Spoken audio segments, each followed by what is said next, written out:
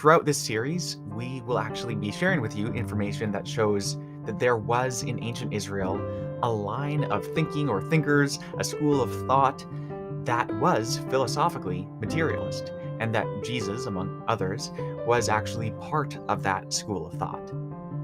But before we get into that, I would like you to consider this. This picture of Jesus was owned by a woman in France. She had it hanging in her kitchen above her hot plate.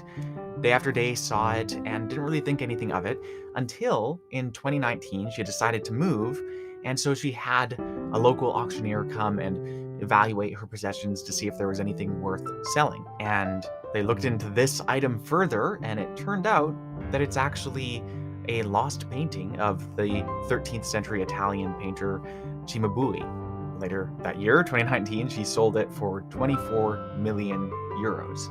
So quite the remarkable circumstance. It can serve as an illustration that is quite relevant to our series. So here you had this woman, she saw this picture every day, but she didn't really see it for what it is. She didn't realize that there was this incredible backstory behind it, that it was so much more than an ordinary painting, that it was unexpected and interesting and of greater value than she could have possibly imagined. So for all of us, that parallels pictures of Jesus that we are regularly accustomed to, that we see all the time.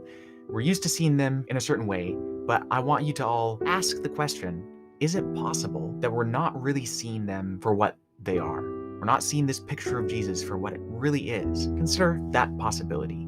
And actually, in this series, we will be making the case that what you have before you, these pictures that seem so familiar, are actually far more interesting and far more valuable than you would have ever guessed.